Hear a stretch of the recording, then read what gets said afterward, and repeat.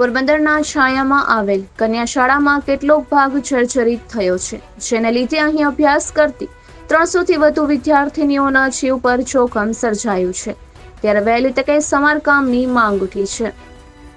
પોરબંદરમાં એક તરફ તાજેતરમાં સરકાર દ્વારા શાળા પ્રવેશોત્સવ પાછળ હજારો રૂપિયાનો ખર્ચ કર્યો હતો અને સરકારી શાળાઓમાં જ અભ્યાસ કરવાના ગુણગાન ગાયા હતા અને સરકારી શાળાઓની સુવિધા વિશે પણ મોટી મોટી વાતો કરી હતી, પરંતુ અનેક સરકારી શાળાઓ હાલ જર્જરિત હાલતમાં જોવા મળે છે, જેમાં છાયામાં આવેલી સરકારી કન્યા શાળામાં પણ કેટલોક ભાગ જર્જરિત છે। શાળામાં ધોરણ 1 થી 8માં 300 થી વધુ વિદ્યાર્થીનીઓ અભ્યાસ કરી રહી છે। આ શાળાનો કેટલોક ભાગ જર્જરિત છે અને અવારનવાર પોપડા ખરે છે, જેને કારણે વિદ્યાર્થીનીઓના જીવનું જોખમ સર્જાયું છે। તાજેતરમાં પણ અહીં સ્લેબના પોપડા ખડ્યા હતા, જેથી શાળાએ અહીં પસાર ન થવું તેવું પોસ્ટર લગાડી સંતોષ માની લીધો છે। હજુ પણ અનેક સ્થળોએ દિવાલો અને છત પર તિરાડો નજરે ચડે છે।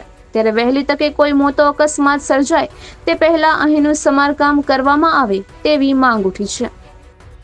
નિપુલ પોપટ, પોરબંદર ટાઈમ્સ।